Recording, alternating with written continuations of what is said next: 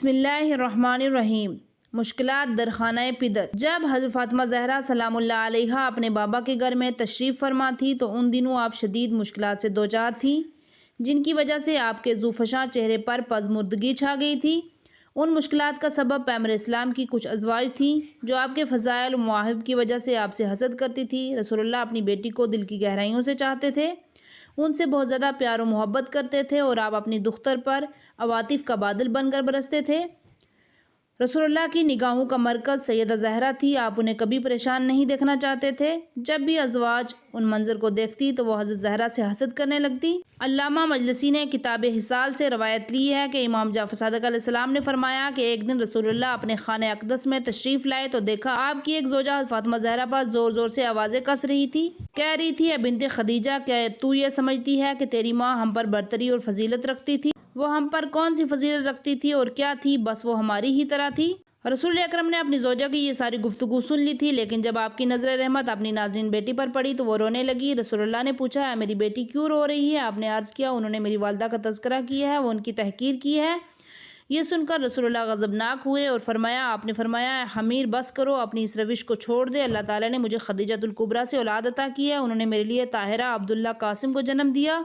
اللہ تعالیٰ نے ان پر برکت نازل فرمائی اور تجھے بانجھ قرار دیا، تم نے میرے لیے کسی کو جنم نہیں دیا۔ اس واقعے نے رسول اللہ کی زوجہ کو حضرت فاطمہ زہرا کے معاملے میں مزید سخت کر دیا، لیکن رسول اللہ کی دوسری ازواج کا یہ رویہ زہرا کے ساتھ پیار و محبت کا تھا۔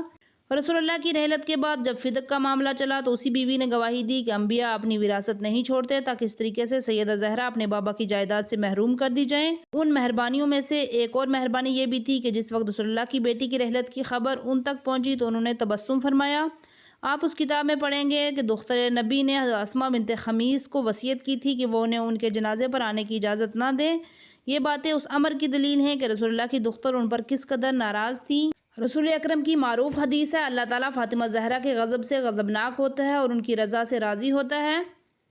حضرت فاطمہ زہرا در آستانہ ازواج۔ جب حضرت فاطمہ زہرا سلام اللہ علیہا نے اپنی زندگی کی 9 بہاروں کو مکمل کیا تو آپ پر لحاظ سے کامل و اکمل دکھائی دینے لگی، چاہے وہ جسمانی کمال تھا یا معنوی کمال۔ آپ اپنے بچپن میں فکری پختگی، دانش و بینش میں اپنا ثانی نہیں رکھتی تھی۔ آفریدگار ہستی نے آپ کو سفر سنی میں کامل عقل، ذکاوت و رعایت عطا فرمائی تھی۔ الفاظ کے دامن کوتاہ ہیں لیکن جسے بیان کیا جا سکے۔ رب جلیل نے اپنے شان کریمی سے سیدہ زہرا کو وہ جسم عطا کیا تھا کہ آپ حسن و جمال و ملاحت میں آیت اللہ تھیں۔ آپ کو وراثت میں حسن و خوبصورتی کی دل پذیر خوبیاں عطا ہوئی تھیں اور وہ تھیں اللہ تعالیٰ نے آپ کو تمام انسانی خوبیاں فوق العادات عطا کر رکھی تھیں۔ یہ وہ امتیازات تھے جو آپ کو عطا ہوئے تھے، انہی کی بنا پر آپ جہان کی ہر خاتون اور ہر لڑکی پر فراواں برتری رکھتی تھی۔ دانشگاہ وحی رسالت پیغمبر اسلام کی دختر فرزانہ کے بارے میں جو کچھ لکھا ہے یا بیان کیا گیا ہے یہ ایسے ہے جیسے ایک بے کراں سمندر کے مقابلے میں قطرہ آب۔ آپ اگلے صفحات میں پڑھیں گے کہ آپ کی ذات و صفات والا اپنی ملکوتی صفات کے اعتبار سے آفتاب بن کر اذہان کو منور کر دے گی، اور یہ ثابت ہو جائے گا کہ آپ اس جہان ہستی کی تمام خواتین پر اپنے علم و دانش کے اعتبار سے، اپنے حسن و جمال و اکتسابی کسی کمالات کے لحاظ سے مکمل برتری رکھتی تھی۔ تاریخ نے آپ کو کسی کالج یونیورسٹی میں آتے جاتے نہیں دیکھا، یہ علم و فضل آپ نے وہاں سے حاصل کیا۔ بس یہ کہنا پڑتا ہے کہ آپ فخر خواتین جہاں نے اس یونیورسٹی میں داخلہ لیا ہوا تھا جس پر آسمان سے وحی نازل ہوئی تھی، اور جس پر وحی نازل ہوتی تھی وہ اللہ کے رسول تھے اور آپ کے جہان مہربان والد گرامی تھے۔ وہاں آپ کے مربی اور استاد بھی تھے جو علم جناب جبرائیل وحی کے ذریعے پیغمبر تک پہنچاتے تھے۔ رسول اسلام وہی علم اپنی اس دختر فرزانہ کو تعلیم فرماتے تھے۔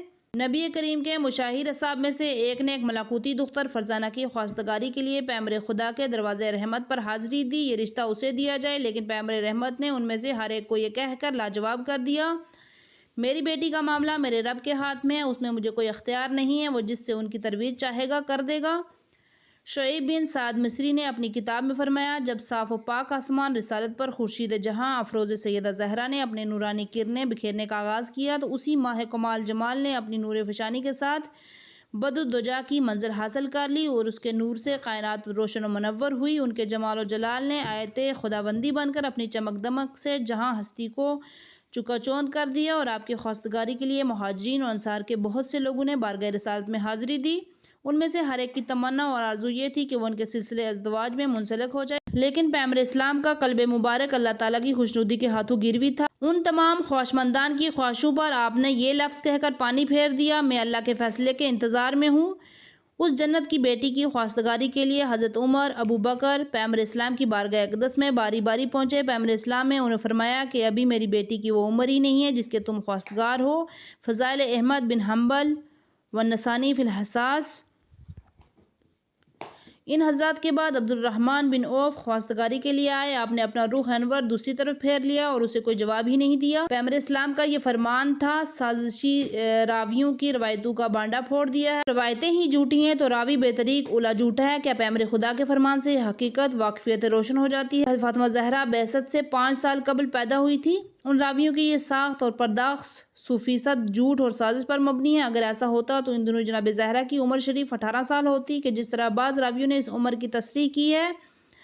جب ایک بیٹی کی عمر 18 سال ہو وہ کیسے صغیرہ ہو سکتی ہے؟ حالانکہ جب رسول اللہ نے حضرت عائشہ سے عقد کیا تھا اس وقت ان کی عمر تقریباً 10 سال تھی۔ رسول اللہ نے ان کی عمر کو صغیرہ کے ساتھ تعبیر نہیں کیا تھا۔ وہی رسول جو 10 سال کی دختر سے عقد کر سکتے ہیں اور اسے صغیرہ نہیں کہتے، تو اپنی جوان بیٹی کے بارے میں کیسے کہہ سکتے ہیں کہ وہ بھی ازواج کی صلاحیت نہیں رکھتی ہیں؟ فرض کریں ان لوگوں کی روایت صحیح ہے، وہ اپنے موقف میں سچے ہیں۔ سیدہ زہرا بعثت سے 5 سال قبل پیدا ہوئیں اور جب وہ مکہ میں پہنچی تو اپنی پیدائش سے اور ہجرت سے قبل ان کی عمر شریف 16 اور 17 سال کے درمیان ہونی چاہیے تھی۔ یہ عمر کی وہ حد ہے جو ازدواج کے اعتبار سے احسن ترین ہے۔ تو پھر اہل مکہ میں سے کسی نے ان سے خواستگاری کیوں نہیں کی؟ مکہ کی رہائش پذیری کے دوران خواستگاری کے لیے نہ بنی ہاشم میں سے کوئی آیا اور نہ ہی کوئی اور۔ اس بنا پر یہ مسئلہ جو زیر بحث ہے کسی کتاب میں نہیں دیکھا نہ کسی سے سنا، تو پھر یہ روایت کیسے سچ ثابت ہو سکتی ہے؟ انس بن مالک کی روایت علی بن متقی نے اپنی کتاب کنز الاعمال میں انس بن مالک سے روایت کیا کہ وہ فرماتے ہیں کہ ایک دن حضرت ابو بکر بارگاہ نبوت میں تشریف لائے اور آپ کے سامنے آ کر بیٹھے اور عرض کیا، یا رسول اللہ، آپ بہتر جانتے ہیں کہ میں نے سب سے زیادہ آپ کی خواہی کے لیے کام کیا ہے اور سب سے پہلے میں نے آپ کی تصدیق کی ہے، کیا یہ اس طرح نہیں ہے؟ پیغمبر اسلام نے فرمایا، اس ساری گفتگو کا مقصد کیا ہے؟ انہوں نے کہا، میں آپ کی بیٹی فاطمہ زہرا سے عقد کرنا چاہتا ہوں۔ یہ سن کر پیغمبر خدا خاموش رہے اور اپنا روح انور دوسری طرف پھیر لیا۔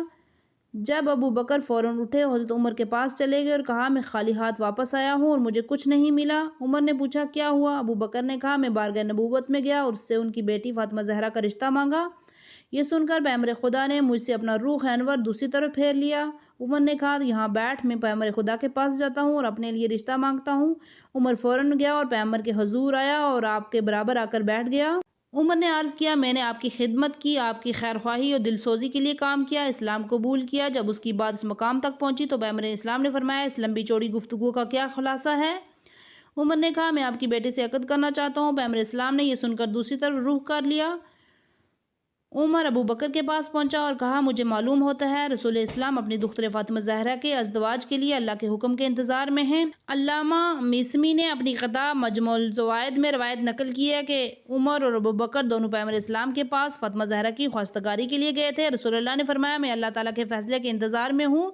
یہ دونوں حضرات بعد میں پشیمان ہوئے اور کہا، کاش وہ پیغمبر اسلام کے پاس اس غرض کے لیے نہ گئے ہوتے، لیکن یہ حقیقت ہے پیغمبر اسلام یہ مناسب نہیں سمجھتے تھے کہ ان لوگوں کو کہیں تم لوگ فاطمہ زہرا کے لیے ان کے ہم پلہ اور کفو نہیں ہو۔ آپ کو یہ پسند نہ تھا وہ انہیں کہیں تم لوگ اس کی کفو نہیں ہو، یا آپ انہیں کہتے کہ ان کی دختر فضائل و کمالات میں ان سے کہیں زیادہ بالاتر ہے۔ ان کے لیے ممکن ہی نہیں ہے وہ لوگ ان کی دختر فرزانہ مستشرق زندگی گزار سکیں، کیونکہ رسول اسلام کا خیال تھا کہ ان کی بیٹی کا یہ معاملہ عادی اور طبی صورت میں طے پائے۔ راز دل ہجرت کے بعد امام علی علیہ السلام حضرت سعد بن معاذ کے ہاں ٹھہرے ہوئے تھے۔ ایک دن امام علی علیہ السلام ایک باغ میں کام کر رہے تھے۔